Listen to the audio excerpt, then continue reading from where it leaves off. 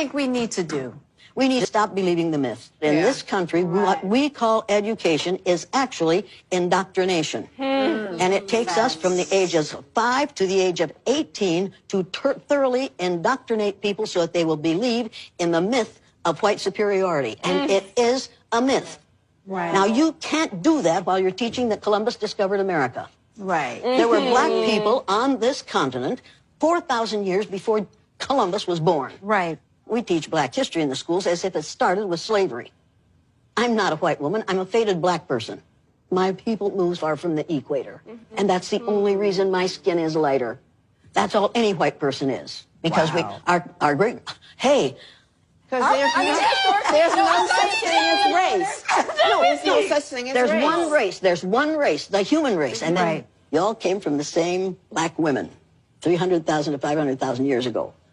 The human race began with black women.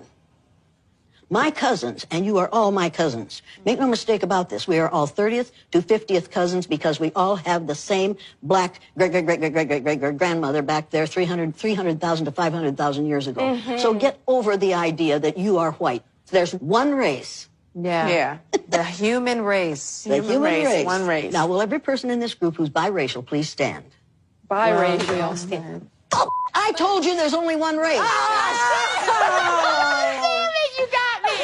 And you too. How dare you? Didn't you listen to anything I said? We were listening. It just takes a minute, Jane. Let me ask you this.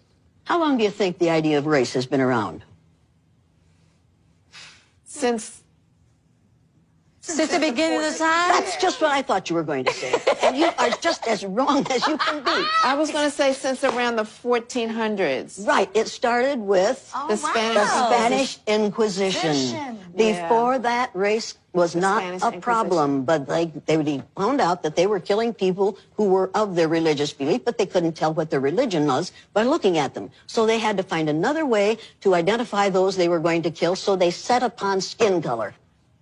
We have also been indoctrinated with the myth of white superiority. We've got pictures of the baby Jesus who looks like the little Pillsbury Doughboy. He didn't look like the Pillsbury Doughboy. That's true. And it says in the Bible that Jesus had kinky woolly hair and feet of bronze. Yep.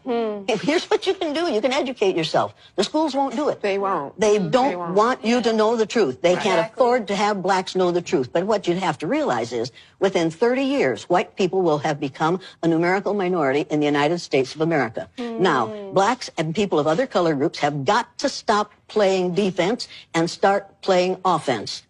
I think that part of what the responsibility that we as a black community need to take on is educating ourselves and preparing ourselves for what's to come. Absolutely. You need to educate yourself and your children before they go to school. Exactly. And when they come home from school spouting this crap that they've learned in school, then you need to take them inside and say, here, look at this. Here's what really happened. Right. There's one race, the human race.